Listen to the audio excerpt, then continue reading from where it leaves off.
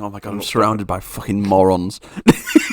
How am I coming at this as the smartest one here? This is not good. No, I'm tired. Record. I can't remember. Are you recording? The last day I slept over. Fuck off. 5 James hours. was recording about 3 minutes ago. I've just started recording. Are you guys recording on when camera? you pressed the wrong Yes, button. for 30 seconds, and it would be a minute it's fine. if you knew where the fucking It's record fine. button is. It It's like doesn't watching you matter. trying to find the clip. Hello and welcome to week 2 of the Oscars series. We have a ping pong contest with some terrible people in it, much like normal ping pong. It's for those who know. I also don't know. Please welcome our very, very own Japanese ponger, James Robbins. Feels like a slur. Hi. No. And a man who is the ping to my pong, Chandler Monk. Hello. I waved like that. I'm jealous that that's Chandler. And I am Alex Clinton, a man who once won a kids tournament at table tennis when I was 19 in Benidorm. Let's get into it. Is that true? I want to know more about that story. I don't want to talk about it.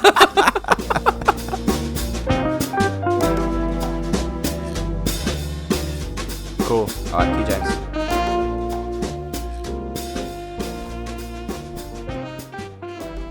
Okay, I know what we do here, don't worry.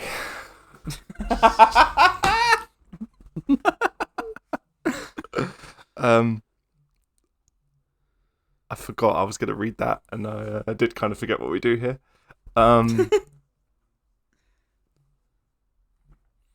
Before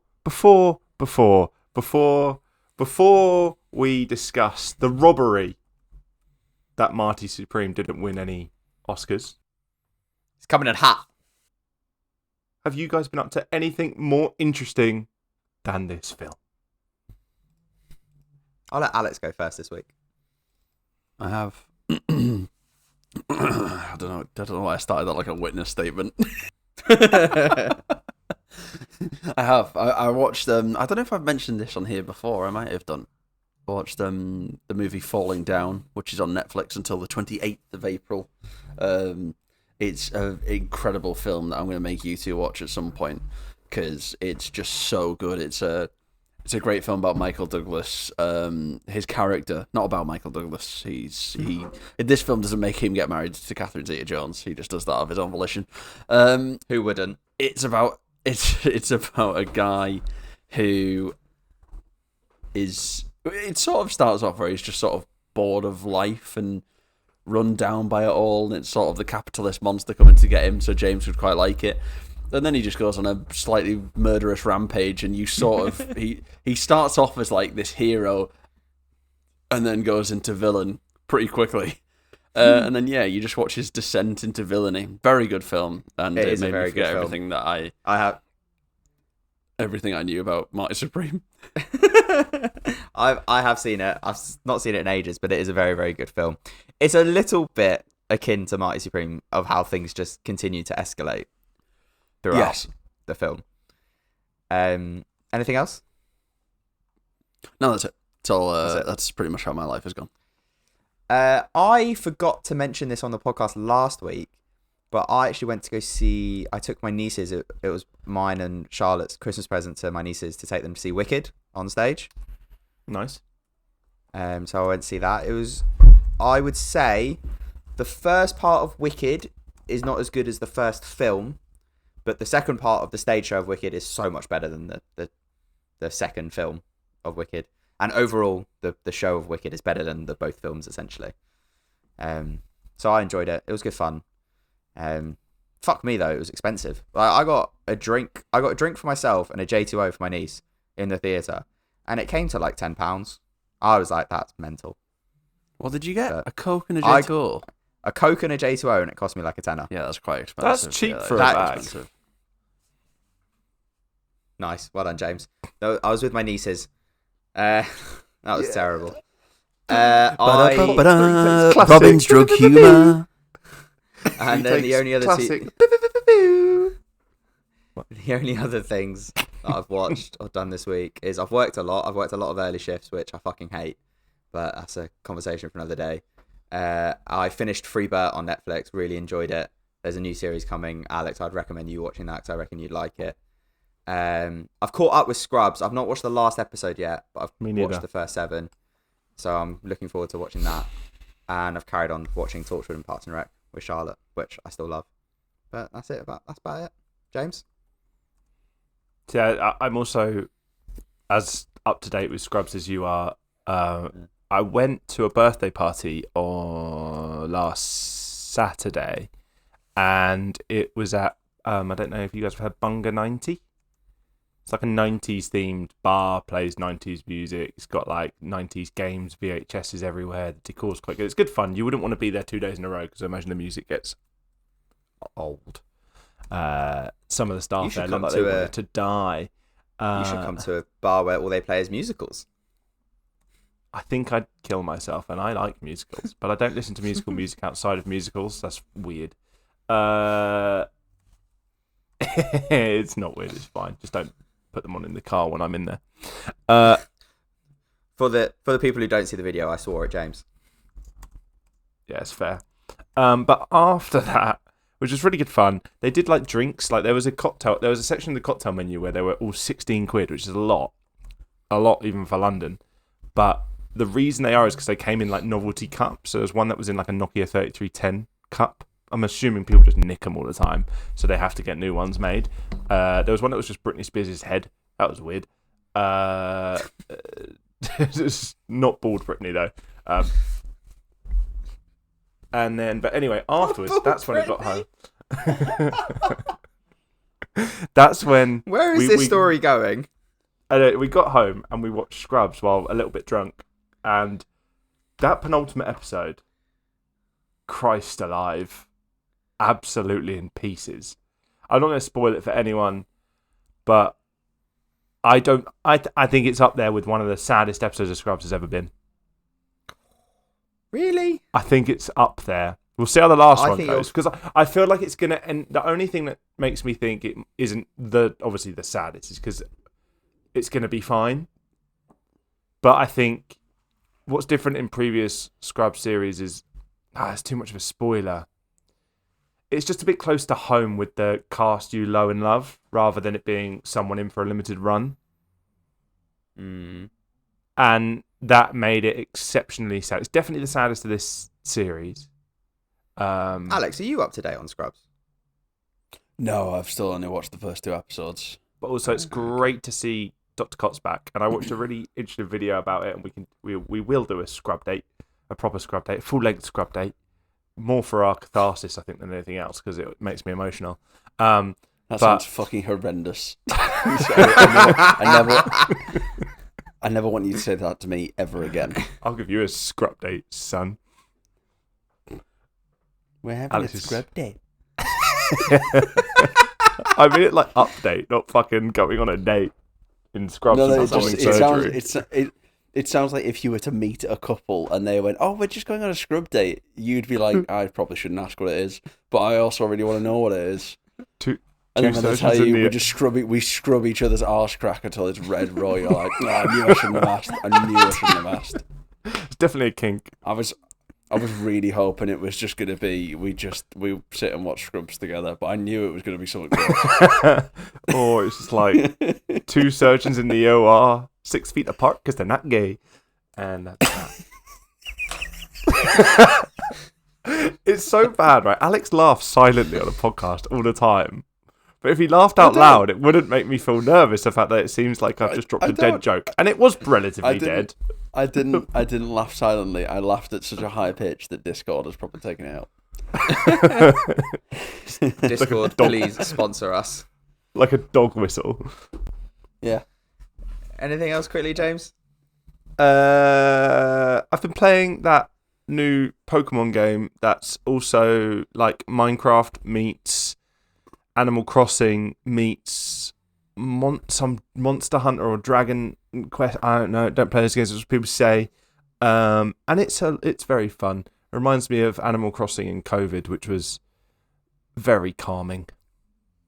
But there's a lot to do, so it's a bit of a daunting game. There's just so much to do, and if anyone knows anything about me, having lots of things to do is a struggle. Yes, after trying to get you to do many things for this podcast, I know a lot about that. I did a lot for the podcast, and then the motivation went away, and it's fleeting. Welcome to ADHD, folks. Should we get on with the film?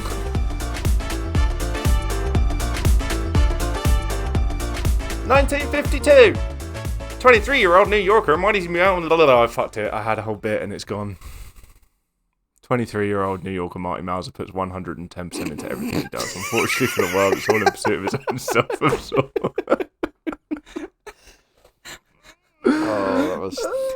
If that doesn't describe our dynamic in a nutshell, I don't know what will. That was more disheartening than seeing the sitting president take a bullet to the head in a car in Dallas. Can I do it again? Keep it in. It's one fucking line. It's one fucking line. I just wanted to do. I was going to shout, and then I was going to do a 1950s announcer, and then I fumbled one word, and it all just fell apart from there. Let Alex show you how it's done, because Alex has every voice. 1952, 23-year-old New Yorker Marty Mauser puts 110% into everything he does. Unfortunately for the world, it's all in pursuit of his own self-absorbed wants. See, I've lost it. See, I've run out of it. I've run away. It runs away from me. You did well. I can do Australian, and that's about it. And then Alex, show him how it's done. He takes advantage of everyone in his orbit. Come on, the maestro at play here. Oh, am I in? Put me Yeah. in, coach. What am I reading? Just sub. I've done my hamstring. I don't know what I'm reading. Sub-hand What am I reading? motions. Oh my god, it's so long. 1952. Orbit. 1952. 23-year-old New Yorker Marty Mauser puts 110% into everything he does. I don't know why it's coming to Peter Griffin. Unfortunately for the world, it is all in the pursuit of his own self-absorbed wants, and he takes advantage of everyone in his orbit. Very good. One of those is you his can stop now. married childhood friend, Rachel. up. I've started, so I'll finish. With No, whom he has been you're not having an fucking reading affair. all of that. James, what ratings The did it get? consequences of which he does not consider. Let Alex just keep doing this, and you can lower the volume a bit. Leave it table as like tennis a running player. track, and I'll do the bit. In the world, In receiving no IMDb, official it got a support, 7.7 he has out of made 10. no money in the activity. On He wants to Letterboxd, it show got a the world 4.1 out that of he 5. is And the on best. Rotten Tomatoes, it got The beast. 93% on the The beast. tomato meter from critics, And in and turn, 82% on the popcorn meter make money from towards supporting fans, his the overbearing audience, mother, you and I. who is currently supported by Marty's uncle, in whose shoe store he works. Right. In all seriousness, Alex. Also, Alex, he shut the fuck also up. Alex, shut the fuck up. This is great. I thinks love an it. American being No. at the top would be good for the sports profile. The most annoying thing is he's doing it really slowly. Because if he could speed it up, it would be all right. Chandler, Now, he not Like only this. has to make the world championships in Japan, take Alex which he cannot Video. afford to do. but when- and him saying this and just nothing else. None Among of us take those his audio he track hopes and put it as a TikTok and Instagram. will be able just the to one help him are Just- retired movie star Kay Stone, who was played fantastically by Gwyneth My Paltrow. cheeks hurt. You've My cheeks changed and hurt, like she three I'll be different honest. guys. She gets absolutely fucked up several times What have you changed from in her powerful businessman husband, Milton Rockwell. But for every step forward Marty takes, it's a small step for man and a giant leap for mankind. But it's also in the pursuit of making it to the championships. He always seems to take 2 steps in the wrong direction. That could be back, that could be left, that could be right. It's definitely not forward. And that's the most important thing we're seeing here. All right. Thanks very much for that, Alex. I have to That's listen to that back fantastic. now and try and edit it. Brilliant. I Thanks. love that. Um, I loved that. You started off as Peter Griffin. There was not one 1950 sports commentator in there at all. You somehow ended up going from Jewish guy that runs a deli in Lower Manhattan, and then you finished as a guy who runs a bodega in New Jersey and cuts Coca-Cola. Gabagool. I don't know how you got through all that, and I feel like at some points you were from Boston. I don't think I've ever had. I don't think I've ever had a US sports announcer. Yeah, you have. Do you want me to read it Yeah, as like the? Do you want me to read it as the BBC guy? No. read the short one. 1952. Marty Mauser, a young man with no dream and no respect for anyone, goes to hell and back in pursuit of his greatness. 23-year-old Marty Mauser puts 110% into everything he does. Why did you just Very swallow good, your Trevor. own fucking... Can we get to the film, please? Oh, man. So, I have been wanting to watch this film for ages, but you know me, I aim to go to the cinema and then don't. And I'm a big fan of Timothy Chalamet. I like him. I think he's good. This was nominated for a lot. As we know, it won fuck all. It was nominated for Best Picture. Josh Safdie was nominated for Best Director. Timothy Chalamet for Best Actor. Best Original Screenplay. Best Cinematography for Darius Khondji. Best Casting, Jennifer Venditti. Best Costume Design, Best Production Design, and Best Film Editing. The funniest thing that you've read that out is that just because of the screenshot that Alex has given you, only has some of the names. So I love how you gave your all on the ones you could do. Yeah, I did. I was thinking then, this is always unfair. Why do the costume designers always get absolutely shafted on IMDb? This is an outrage. You have to dig for their names.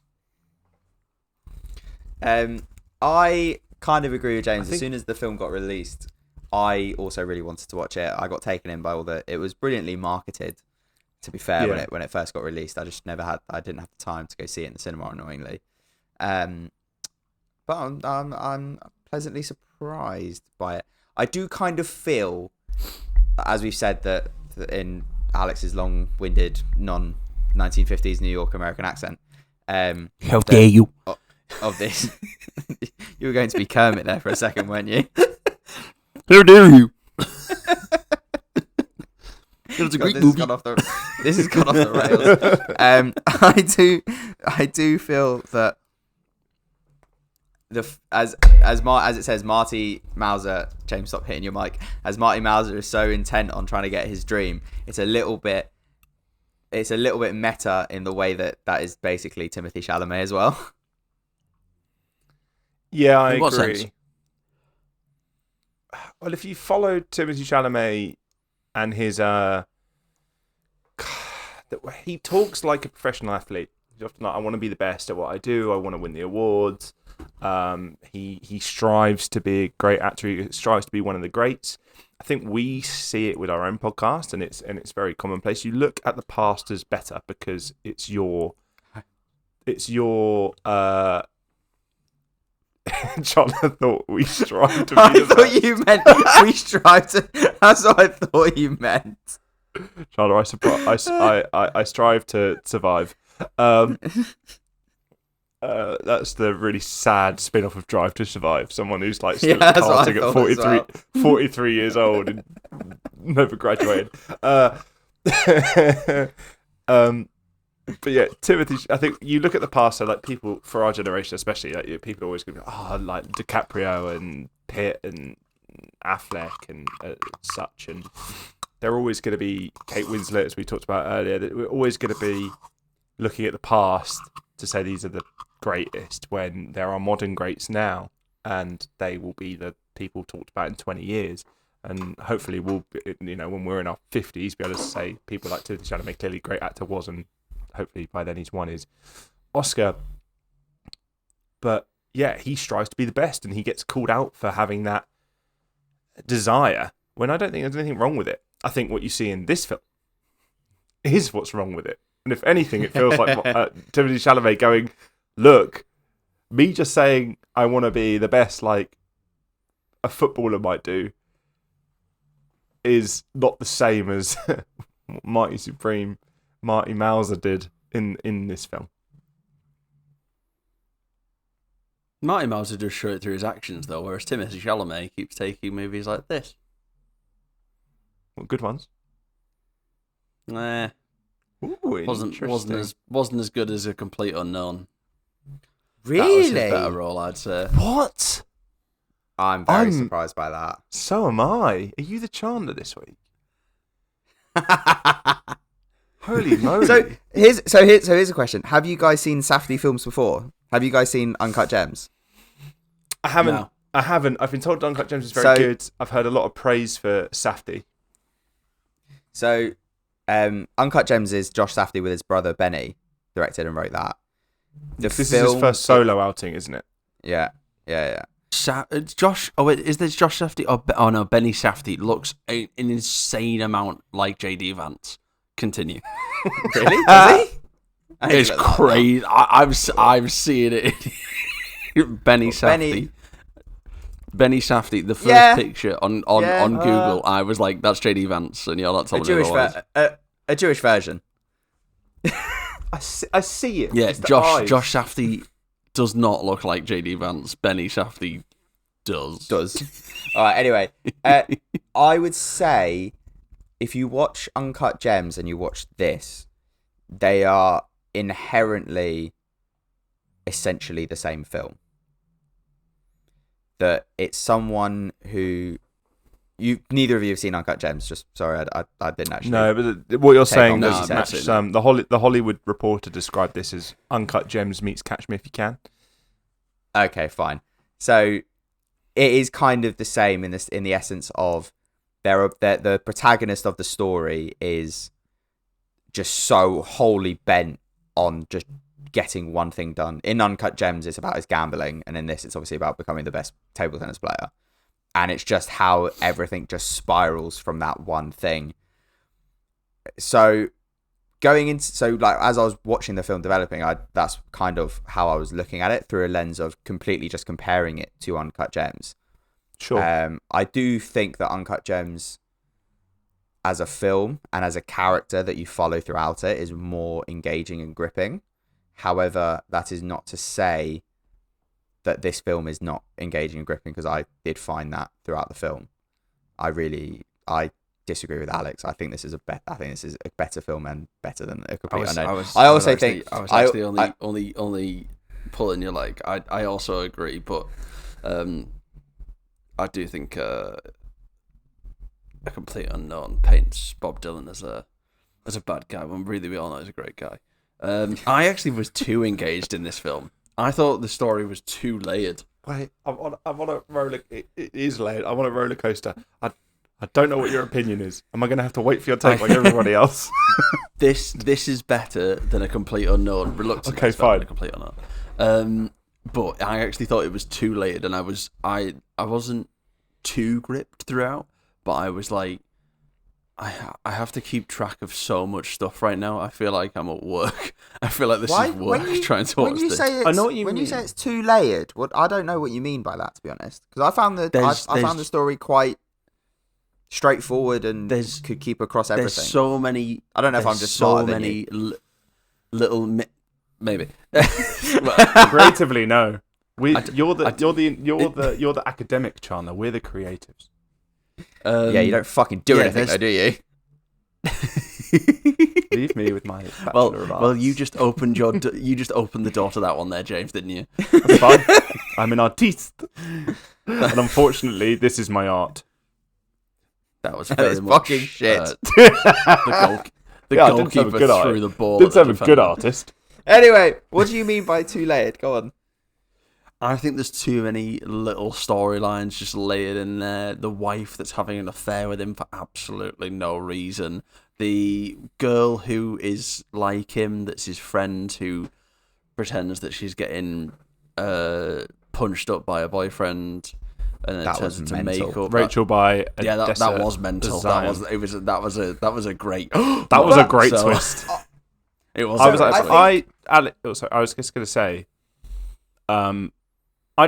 I agree that it's layered. I don't think there's too many little storylines because I do think it's all centered by Marty. Marty has gravity.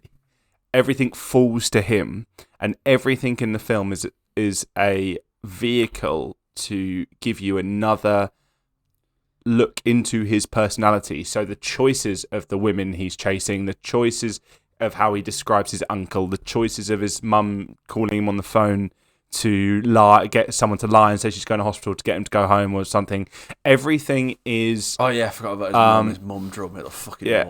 Sorry. And then everyone around it, his uncle trying to give him the promotion to manager, but he doesn't want it, but he can have a good job. Like, all of this is a vehicle just to show what has created Marty and also what his gravitational pull is on all these people, and to help accentuate the chaos. Without all of these through lines, the film won't be as gripping. With all these little aspects of it, it won't feel like it's just accelerating throughout. And so I kind of I try to watch the film as a perspective of it's none of the other characters' stories matter that much. They're all at service of Marty. Yeah, I do agree with that, but all these through lines have taken me away from what I thought I was shooting into was a great sports film. The first half an hour, I'm in it, and I'm like, this could be an immense sport. I was like, I don't know what we're going to do after he wins this championships, but okay, I'm really enjoying it. We don't come back to the sport topic until the last half an hour. Yeah, until the last half an hour, and he's like, I need to go to Japan and play this exhibition match. I'm like, what? Did you see something that was like, I thought was brilliant now that you mention it, so that you think it... I also thought it was going to be a sports film of the ages, like of the 20s, right? But you had... Every sports film has the loss of a championship, and then later on has some sort of montage to them winning other smaller tournaments or something like that and building up to be the best later on. They did that in this, but it was to prove the opposite. He lost the championship, couldn't go in any more championship, joined the Harlem Globetrotters, and they did the montage then, and it really subverts that sports film just like cliche of the montage and the training, which is... And now you see how annoyed I am. And now you see how annoyed I am that I've been taken off Sport Street, which I thought was the main road of this little town, and I'm now in this girl's wearing mascara around her eyes because she's pretending she's been punched up. I'm like, I don't understand how we're meant to win world championships like this. I'm gonna go straight into this, but I just want to pick up on the point that James made about when the mum's on the phone lying about going to the hospital. As the resident Jew on this podcast, that hit a little closer to home than it should have done, because there's you know, if there's any Jewish people listening, there's one thing that Jewish families know how to do, and it's fucking guilt. It's fucking we Jewish people like to try and guilt our family into doing things they don't want to do. So that hit a little close home. I had a little chuckle. I did wonder why you were laughing. You guys have no idea. Like, you're looking at me going, "You're fucking crazy." If we do have any Jewish listeners out there, they'll know what I'm on about. Chandler's just which we do. We recently got listenership in Israel, so thank you for listening. There was something else. Oh no, that was what I was going to make. Fantastic. A fantastic through line of critique of this film. I know. Thrown it away. Do you know what I've done? I've done a U, James. I've done a U. The through lines of the other characters. I felt there was a. I'll be honest. I read a little bit of an article somewhere, and it very much compared Marty to a vampire in the way how he uses the other people in and around his orbit, in and around his story, and uses them to escalate his wants, essentially, like put his wants above everyone else's, and just uses them when they're appealing to him. What I did find interesting when it's revealed that Rachel was lying about being abused, which was a fucking crazy thing to see. It very much was that shocked me completely. Yeah, I believed her wholeheartedly myself. Yeah, it's very much seeing how his own acts are portrayed back to him, how he rubs off on other people, essentially. Like she's doing to him what he's doing to her, essentially. Yeah, like she is trying to use him to elevate her wants above him, essentially, which is what he does to everyone else. Yeah. And but I think the great irony of the film, he's Champions League, and she's like Accrington Stanley, man. She's trying, but he doesn't see that, essentially. So that gets revealed to him, and he immediately doesn't see the irony of that, essentially, which I really enjoyed in the film. He's just like, yes, he doesn't see it, and he just carries on. He just takes a beat and goes, "Fuck this, fuck you. We're changing what we're doing." Yeah, but I like that he not only like brings people down to his level, he just takes from people's lives. Like the scene where they're in the park, he's with the millionaire-ess pen lady, Gwyneth Paltrow, to give her a full name. Keystone. Keystone, because she's the keystone of the film. She's like, her name's Kay, but don't let her worry you. Oh, sorry, I thought you said Key. I thought her name was Keystone. She rocks well. Anyway, when Keystone is getting ate out like a packed lunch in the park, and the police find them, and he's like, "Oh, here, take the necklace," and she's like, "Oh, you can't arrest me," and he's like, "You shouldn't really arrest us." Like he's just brought her instantly down to his level, and he's just destroying all the lives around him, destroying without any feeling. His capacity to worm his way into situations and convince people to do what he wants, sometimes at his own expense, as we saw later on in the film with Rockwell, who, funny enough, Sean, you mentioned vampires. I'm sure you read the little bit of trivia. There was a different, at the end of the film, when Rockwell is flown into Japan after making Marty apologise to him and then take a spanking from a paddle in front of his rich friends, because Rockwell has the power in that dynamic. And he describes himself at the end to Marty, very quickly, I'm the vampire from 1601. And Rockwell says he's a vampire from 1601. There is a cut of the film with an ending where he actually is a vampire. And in the 80s, he actually finds Marty and turns him into an immortal vampire as well. Fuck off! That's got to be bullshit. There is not a cut of the film. That's a genuine cut of the film. There is not a cut of the film. And like with the ending we get, there is not a cut of the film with that. There is a cut of the film, not the cut of the film where that that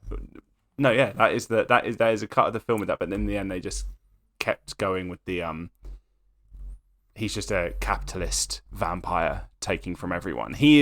Rockwell is essentially shown to be subtly what Marty could be, I think. But Marty is a rags to riches kind of story, just hustling, trying to get there. Rockwell is hustling, but from the top. I think that's kind of the point of turning Marty into a vampire, and you saying he is a vampire. Fair enough. I also wanted to say that that arse is genuinely Timothée Chalamet's. Good lad. He gets spanked. Good lad. Good lad. He refused. Peachy. He refused. He refused a butt double. He refused a Joey Tribbiani butt double. I love the idea of them on set just being like, and cut, and bring in the extra, and he just goes, "What extra?" Whoosh. Here's my ass. There ain't no extra coming, boy. Start whacking away. What was the line about cum in the film? Sorry? There was a line in the film about cum, and I was going to use it for a joke in the podcast, but I can't remember it. Damn. Brilliant. Good joke, mate. Good joke. Yeah, well. No one's seen that coming. Speaking of, the start of the film with the CGI sperm race. racing to the top. Oh yeah, that was mental. Oh yeah, yeah. Essentially, what the whole film is. Marty's a He's a sperm. sperm. Just trying to grow.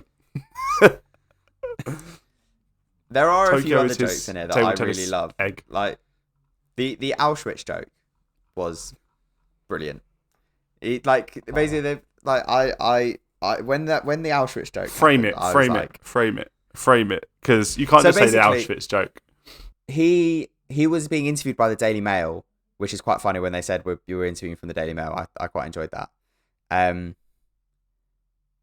And he basically says, "Oh, how do you find about playing Klutsky, this other Jewish table tennis player, who basically says, I'm going to do what Auschwitz couldn't do and crush him." I loved it. I was so shocked. It was so out of fucking nowhere. It was so out of nowhere. I was like, that's mental. I even looked up if Timothée Chalamet's Jewish, and he is, so he gets away with it. And if he hadn't been Jewish, How did you feel watching my opinion- Django Unchained? my opinion and would be- Leo? My opinion would be very different. How do you feel about the white men in this film saying the N-word, Chandler? Good. Fucking hell. But there's also a parallel between him and the other Jewish table tennis player Klutsky, because there's a story that they say in the film with a weird flashback of him covering himself in honey to give sustenance to the other inmates at Auschwitz. Yeah. And it's basically Yeah. it's basically to show that he's the opposite of Marty Mauser. It's to show that he is doing a completely selfless act, whereas Marty would be the opposite of that. Marty would be just eating all that honey for himself, essentially. Yeah, just to explain, the Germans appreciated his table tennis skills, and they trained him to defuse bombs, and they would put him far away from their quarters and also from the camp, so that he would learn to defuse them and actually defuse bombs. And there he found a hive, and then rubbed himself in honey for everyone to lick off him, which is it's actually based on a true. It's actually based on a true story, because the Nazis really did value playing table tennis. They were always like, "Oh, we have to play the table tennis. Oh, it's so good. We won't kill you if you can play the ping pongs." It's a fucking dumb story. I love how accurately you managed to show how when Germans speak English, they often sound camp. We won't kill you if you can play the ping pong. As we're doing this because of the Oscar trilogy, it got nominated for 9 Oscars, as you said before, James. Do either of you think it deserved to win any of them? Yes. Editing purely for the table tennis scenes, which I thought, albeit Chandler, we mentioned off air that there's a little bit of them that's uncanny valley, but I think they're very good. I would say, table tennis pros have said they look great as well. So what I would say, the reason I think they look very uncanny valley is because I think the movement the actors were making was very realistic and like good. However, I think just occasionally the ball would look so fucking fake. It's mental. Yes. Not on every shot. So fake. Not on every shot, but there are definitely a couple of wide shots where you can see the ball isn't like moving through the frame properly. Ball would. Yeah. I don't know. I don't think it was. I don't think it's so awful. But if you like look at it, and as soon as you notice it, it becomes like you can't not notice it. Essentially, at the risk of making myself look stupid, how many times do they CGI the ball? Is it every time? Yeah, the whole time. Yeah. Good. Okay. So like for me, I was like, the whole time. It's. I thought it was very good. Table tennis pros have praised it as well.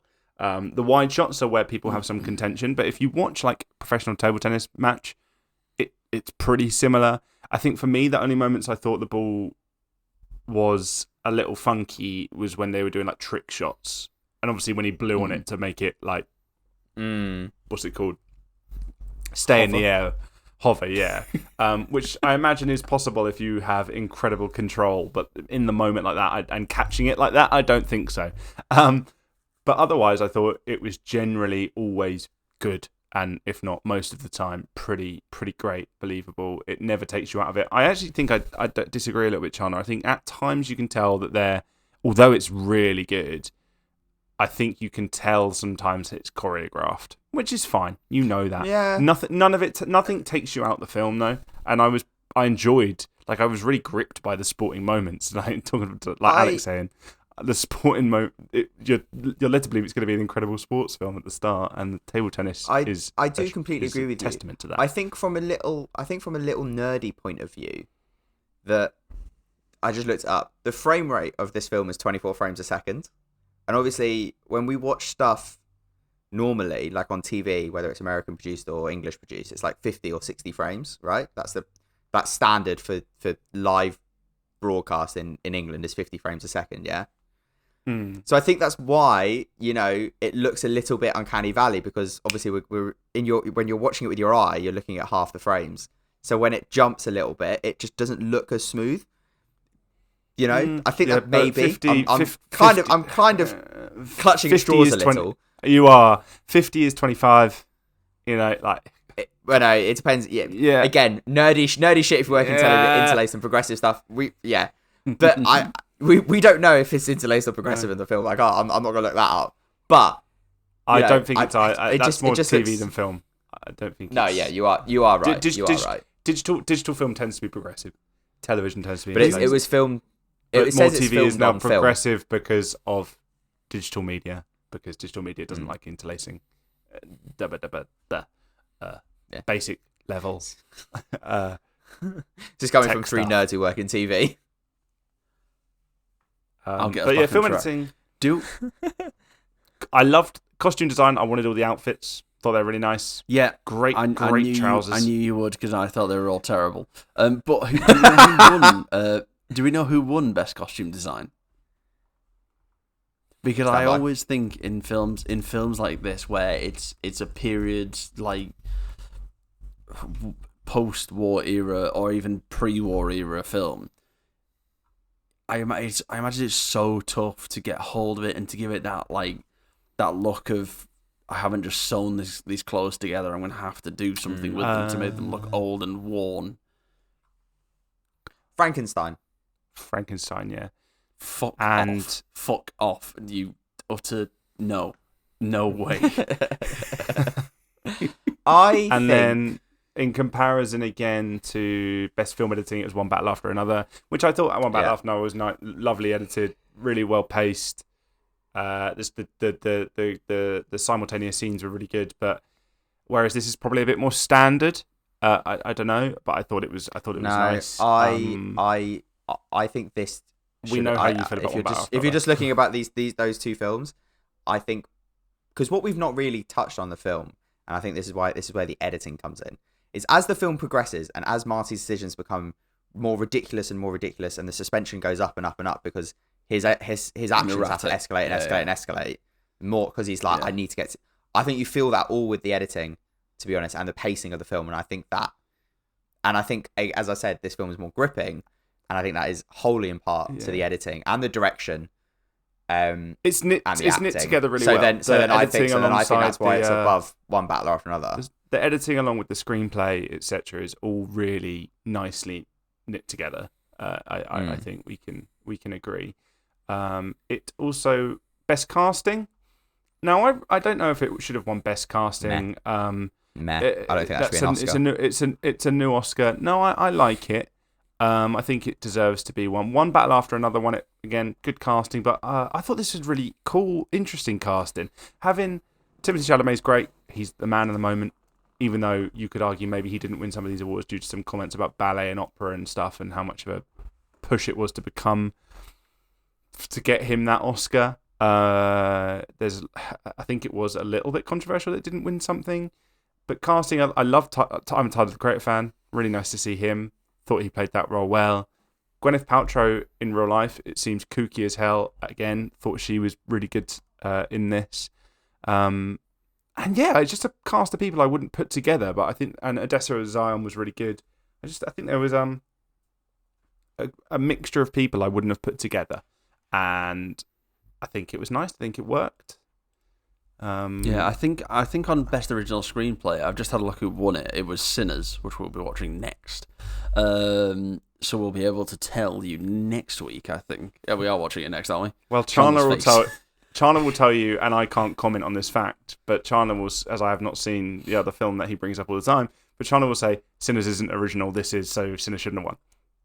He's nodding his head. Well, But this is also, but again, it's a bit weird because this is also technically based on like on the person who this film is based upon.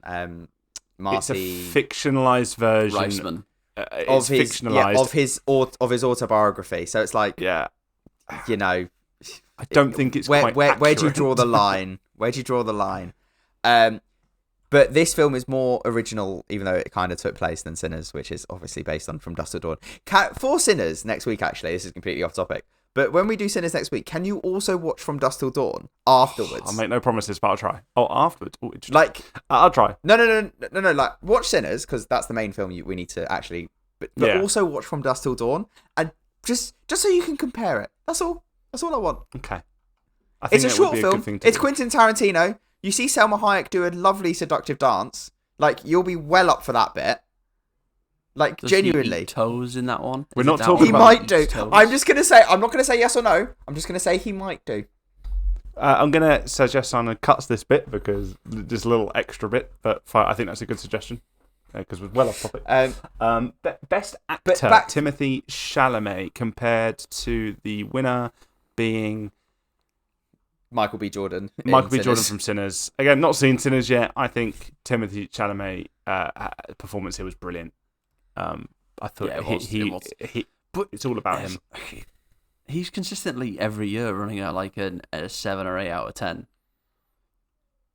Michael B. Jordan might be hitting 10s, maybe hitting a 9 or a 10. And he's consistently good, maybe even very good. I think because I've seen Sinners, I think it's a little bit like when Tom Hardy played the Cray twins. Everyone was like, "Oh my god, he's playing two completely different characters," and blah blah blah blah. And it's the sort of same as Sinners.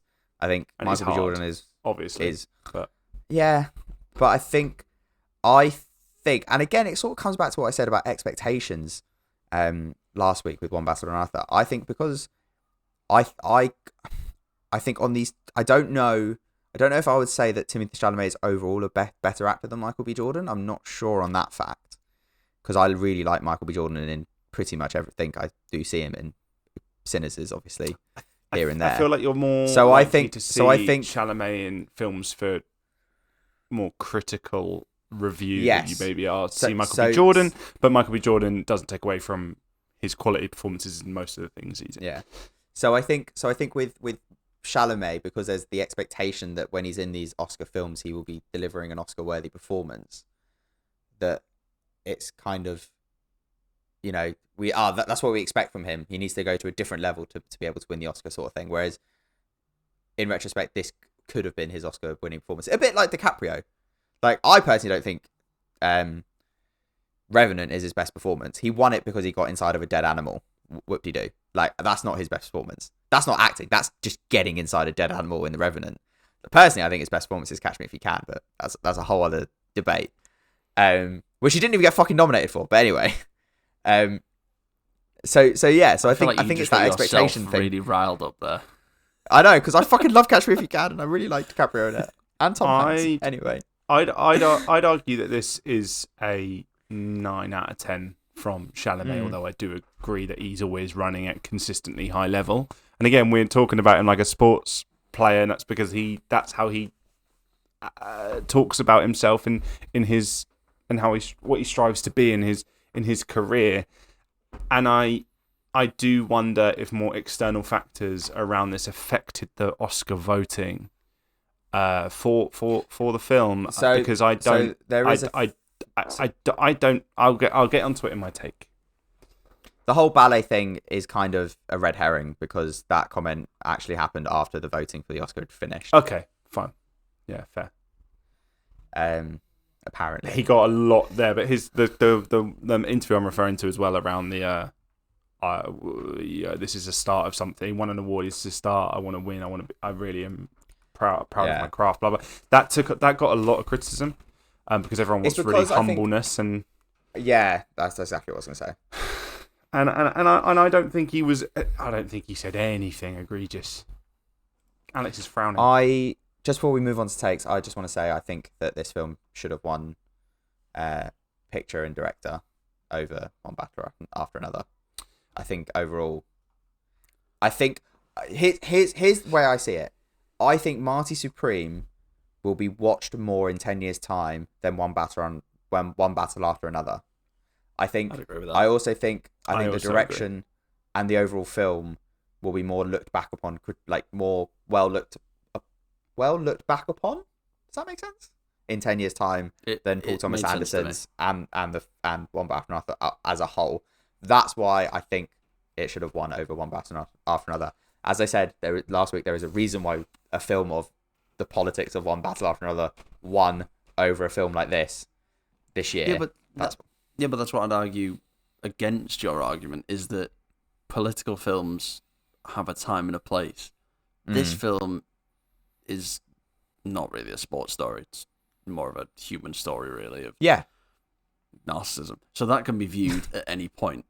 Yes. I want to get into the right mindset to really take in One Battle After Another in 5 years' time when, I don't know, one of Bill Clinton's children's in charge? I've only got one. Yeah, that one's in charge. Chelsea Clinton, is that what you meant? Chelsea, yeah. Who do you think you got? Chelsea Clinton? And the comparison to One Battle After Another is really key. I think One Battle After Another, as me and Alex said last week, it's not a film about politics. It's that is happening in and around of the actions of the film. The film isn't about an event, really, which is about the daughter being stolen and the mum's actions and her daughter being conceived and born, and Alex smelling socks in the background while we're recording. And Christmas Adventurers. Whereas this film, is human. It's about one thing. It's more focused, I think, in delivering an artistic performance from a character, from an actor. So yeah, for me, I wouldn't have been angry if Timothée Chalamet won Best Actor. Find out how I feel next week when I watch Sinners. I might think Michael B. Jordan puts in an incredible performance. But yeah, I thought it was a really, really, really good performance from him. Do you think he should have won anything, Alex? No, I'll say just go to takes. I'm cutting your last question out, James. Sure. No. Alex, lead us into takes. Okay then. It takes time, and we haven't got a system, have we, this week? I'm last. James is last, and Alex went first, so I go first. Yeah, okay, yeah, but we haven't, like, normally this isn't how we do things, listeners. Normally we bring on a prop and we are selected at random. Why don't you smell your sock again? This and isn't tell how us who to go first. Well, no, because we didn't bring. You have to bring it in from the start. They know that we're not trying to treat the listener as if they're stupid. So on this one occasion, we will have an arbitrary. One will go after the other situation. Chandler, who is going first? Me. Overall, I think it's I think you guys, listeners, have probably guessed what my take is overall. I think this is a good film. I really enjoyed it. I don't think it's as good. As I said, it's kind of the same film as Uncut Gems. Just one's about trying to be the best table tennis player in the world. One's about trying to just not be a gambling addict or try and become out of gambling addiction by just doing more gambling and winning more money. Don't do that, like people at home. Please don't. When the fun stops, stop. Chandler loves a casino. Yes, but when the fun stops, stop. Back to this. So yeah, I kind of think they are very, very similar films. Don't get me wrong. However, I do think this film gripped me from the start. I think there are some really funny bits that give the film quite a bit of levity. There are some absolutely shocking moments as well. Like, even though I enjoyed the Holocaust jokes, not everyone's going to enjoy those. The story about the girl faking domestic abuse was genuinely genuinely mental. We haven't talked about the bath falling in the hotel either, or the oh my God, yeah, or the dog, or the dog, or them blowing up the petrol station. It's almost like there's too much stuff in this story. Yeah, so I think that's just of those we haven't even mentioned, how this film just escalates and escalates and escalates, and I enjoy it, that kind of thing. I enjoy the frantic of the editing. I think this is a better film than One Battle After Another. I wasn't bored. I don't think you can say there's a lot happening in the film. I don't think you could cut any of it though, because I think it's all gripping, it's all interesting, unlike what we said with One Battle After Another last week. So I enjoyed it. I think it should have won at least one of those Oscars: picture, director, actor, screenplay, sure. Editing definitely over One Battle After Another. So I think it's a bit of a robbery that didn't win anything. But no, I'm very, very glad we watched it. Alex? I want to pick up on something that you said there, and that's how I'll start my take, where you said you were never bored. And yeah, it's impossible to be bored when your brain is just constantly just taking in things. This is a 2.5 hour film. I know we should really be called the 90-minute podcast. Let's go back and redo our whole like USB. There would be very angry rugby football fans tuning in. But like, there's so many little bits, like the hustling scene. I know that we're meant to, as you say, it's his downward spiral, but there's so much going on. I think Timmy Shells offers another 7 or 8. He's a consistent performer, which to all those football fans who've just tuned in, very KDB. I would probably say best original story or best original screenplay is where it's getting its Oscar, because it is beautifully layered. But there was just too much for me to be like, I don't need all this. The fucking dog running away where he gets like stuck on the dog, where he's like, oh no, the dog, we're gonna go get the dog, and you're like, is this like your Hitler story arc where you just love dogs but hate everyone else? Like, is that where we're going here? But a lot of people feel that way. Yeah. Just on the casting as well, in that whole bit. Penn Jillette as that weird fucking farmer who steals a dog. Mwah. Oh yeah, I forgot about that. Penn exactly. Hall of Fame. And who played the clear like Italian mobster who owned the dog? I don't know that one. Yeah, it was Robert Duvall. It was. He's dead. It was.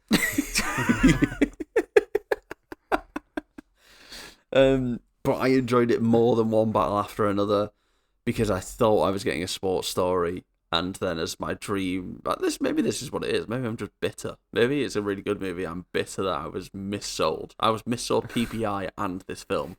I believed I was getting a sports story that looked similar to Moneyball in that it just looked a bit quirky, because it was shot on film. It had a similar look to that. But I would rate it a solid 7 out of 9 ping pong balls. James? White or orange ping pong balls? Orange. Get those Marty Supreme ping pong balls where you can. Fanatical energy, a marathon sprint, chaotic, a crazy vibe. The hero's an arsehole. Marty is a black hole. Everyone in this movie is falling to Marty's will, his whim, his actions, what he wants. He is a immovable object. He is a train going at 300 miles an hour to his destination, and he will do anything to get there. All of his actions have consequences, but maybe not for him, but for those around him. I think Chalamet is excellent in the role. I believe him through every moment. I like how he somehow seems youthful and energetic and got the gift of the gab, almost like a Cockney salesman, but I guess he's a New York hustler, similar kind of vibe. Yet he has acne scars, a scar on his face, freckles, wrinkles. He looks like a real person. He's tired, and the only thing that can stop him is Rockwell. But even then, even Rockwell, he's put a rock in front of the train, but it's not stopped it as best he could try, even after spanking him. That rock isn't very well. Normally we just like to go through all of the characters on this podcast, and we like to talk about their individual stories, but there's no real need here. They all serve Marty. and I thought it was. I loved it. I think you as the audience member fall into his orbit as much as everyone else, and I was gripped through the entire thing. Also fall into believing it was a sports film, and I love the subversion of the sports film, but you still get, if you like sports films, I feel like you still get that. It gives you a bit of that. I don't think you won't be satisfied. The end of the film still has that kind of triumphant moment, as it were. Alex mentioned it's layered. There's loads of story threads. There's loads of things going on, and that is imperative to show you what not only created Marty, but what Marty causes to other people. We mentioned Rachel specifically, bringing that same chaotic energy and why truly they belong to each other. I loved how at the end of the film, when he finally proved he was the best table tennis player, even if it was outside of a tournament, we saw a shift in Marty. You saw him finally say, "I love you" to Rachel. He cried seeing the birth of his child. It was like all pressure had been released from him. I haven't watched Uncut Gems, but one review says Uncut Gems starts as the hero's an arsehole, and ends in the back of his head, whereas Marty is more open-ended, and I think that's right. This film is trying to make you not like Marty, but his charisma makes it hard not to. You want to like him, but then there's moments where you think he might have accidentally, inadvertently killed like a group of guys in a fire. He lost a man's dog, but he wanted to save the dog, so I'll let him off a little bit. He did not want to save the dog. He wanted money. He leaves people in his wake, but you can't help but be dragged along and you're falling off your water ski. And I don't know if I like him or not. I think I do. I don't like his actions. He loves making women cheat on their husbands. That's not very good, but that happens in the film too. Yeah, it should have won an Oscar. I think Alex is right with Best Original Screenplay. I would have been fine with Timothy winning Best Actor, but we will find out if that's right next week when we watch Sinners. It made me look at one battle after another a little bit differently watching this film. I think it's substantially better, but we'll get more into that in our fourth take. Great film. 8 out of 10. 9 out of 10. I really liked it. Lead us out, Alex. I thought if we just let him keep speaking, he would just keep going. 8 out of 9, 7. It's more of a 6, 5, maybe a 4. In fact, 3, I hated it. 2, maybe 1. The dog does die. I'm going to say it's a 0. It's a flat 0. Dog didn't die. Dog didn't die. Dog didn't die. Dog's alive. Great news for people. I'm just going to make a joke there and then feared for my career. You can cut that.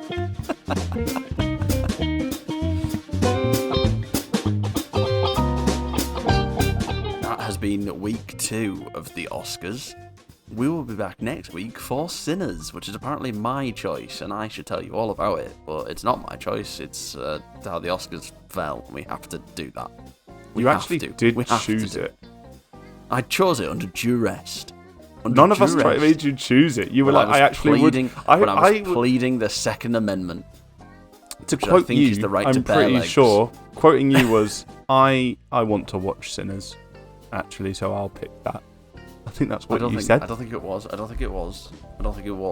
we will be watching Sinners next week, while I will be in Europe, and these two will be in the UK because of Brexit. You going to Rome? Madrid. You're going to Madrid. Oh, you can't be like James a couple years ago when you can't be like James a couple years ago. And he's like, I just needed one more carbonara before I got run over by a fucking car. True. It's goodbye from James. It's goodbye from James. Arrivederci. Is that right? I don't know. It's goodbye from Chandler. Ciao. Hasta la vista, baby. And it's goodbye from me. Borlami. Golami. Golami. Java me All dos. All right. Please don't forget to rate and review the podcast on your platform of choice. It really helps us grow. Make sure to follow us on our socials and our individual Letterboxd accounts. The links can be found in the description or at www.hop.bio/3takes or search for 3 Takes of Stupidity on most platforms. We're most active on TikTok, Instagram and YouTube. Please send us your film and trilogy suggestions to our Hop page on social media, or you can email us at 3takesofstupidity@gmail.com. Thank you and hope to have you back.